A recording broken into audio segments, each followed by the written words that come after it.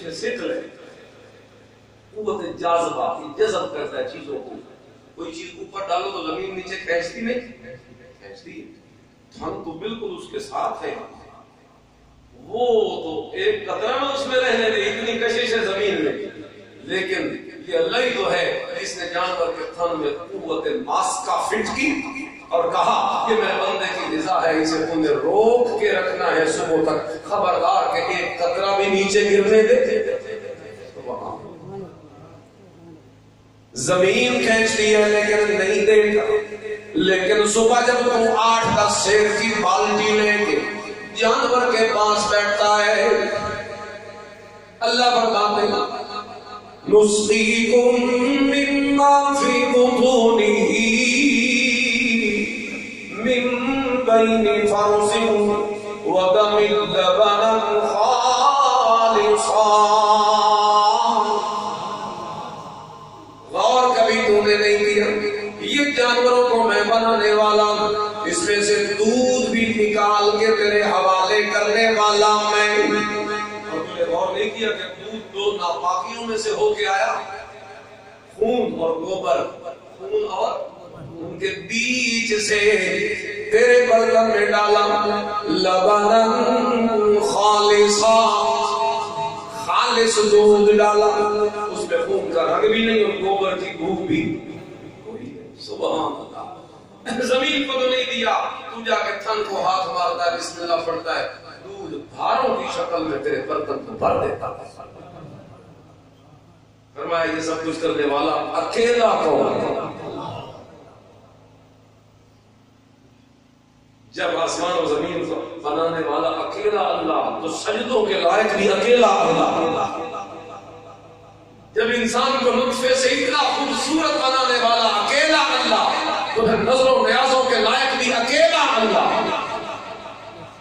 جب جانوروں کی تخلیق کر کے تمہارے نفع اور فائدے بنانے والا اکیلا اللہ، تو پھر ہر طرح کی عبادتوں کے لائق بھی اکیلا. یہ 2 رکوع ہیں پورے، میں نے تو صرف 2-3 آیتیں ابھی پڑھی، آگے میں ایسے آپ کو بتا دیتا ہوں جلدی جلدی. اللہ فرماتے ہیں هو الذي انزل من السماء ماء، آسمان سے پاکیزہ بارش کا پانی اتارنے والا اکیلا اللہ.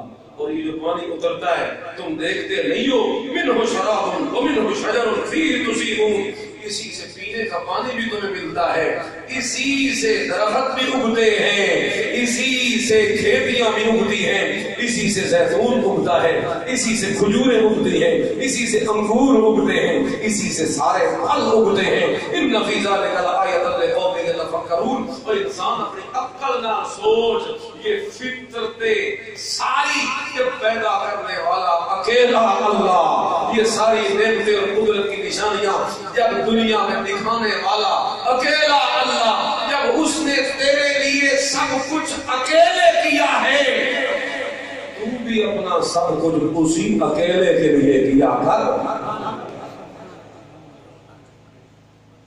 جب اس نے سب کچھ تجھے دینے میں کسی کی محتاجی نہیں لی، کسی سے مدد نہیں لی، کسی کی شرکت نہیں، تو پھر تو بھی جو کچھ اسے دے تو خالص اسی کو. جس طرح تو اس کو دو ناپاکیوں سے بچا کے تجھے دیا ہے خالص کر کے، اسی طرح میری عبادت بھی کیا کر تو خالص کر کے کیا کر.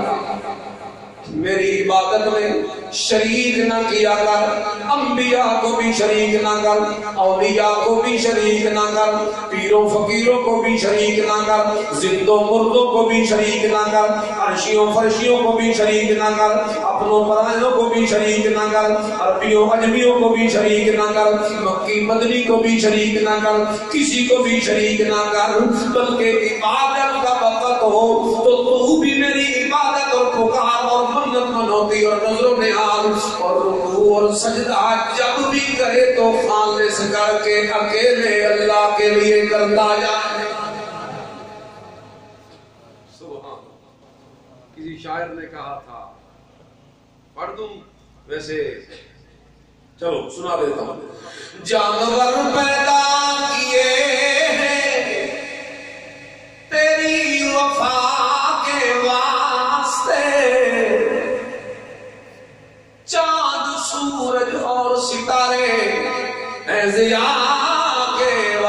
سے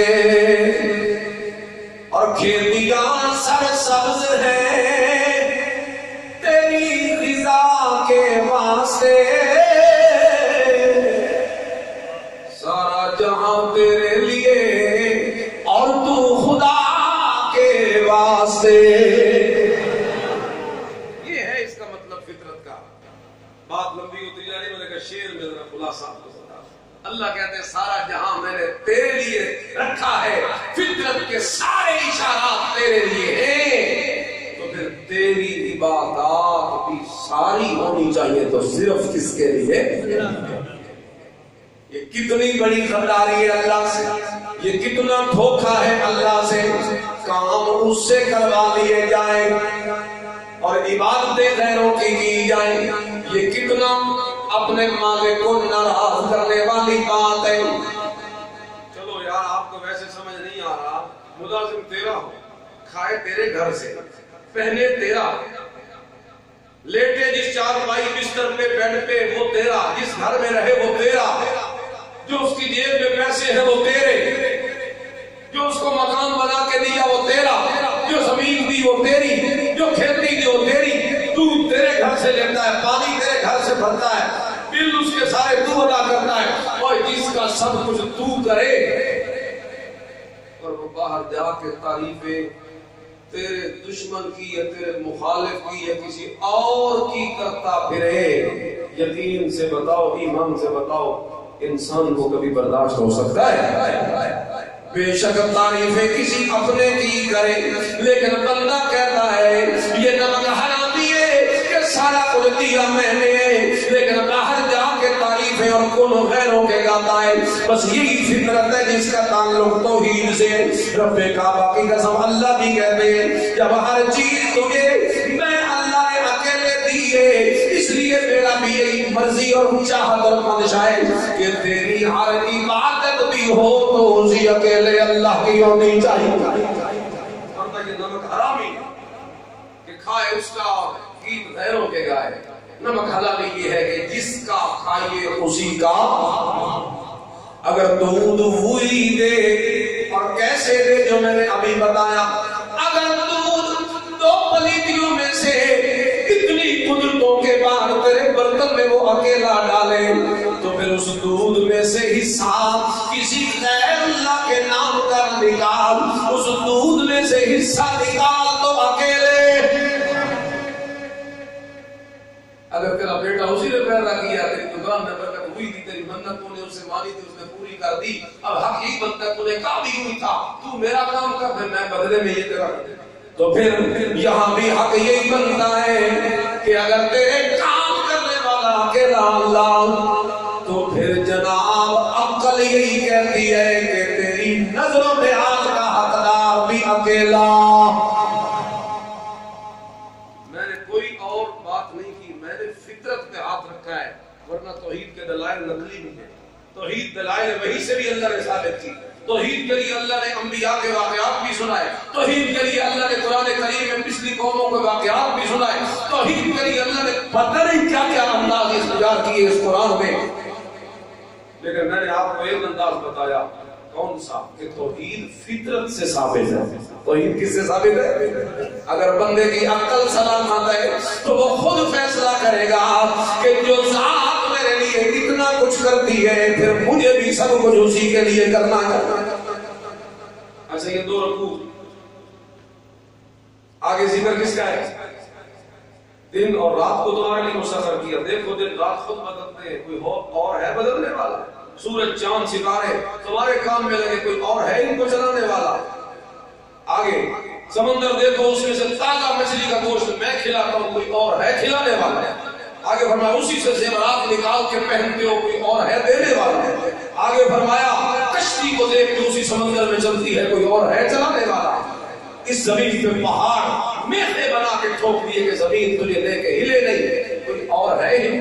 اس پہاڑوں کی میخوں کو ٹھوکنے والا اللہ بیان کرتے چلے جاتے ہیں، اور اینڈ پہ جا کے اللہ کیا فرماتے ہیں؟ وَإِن تَعُدُّوا نِعْمَتَ اللَّهِ لَا تُحْصُوهَا۔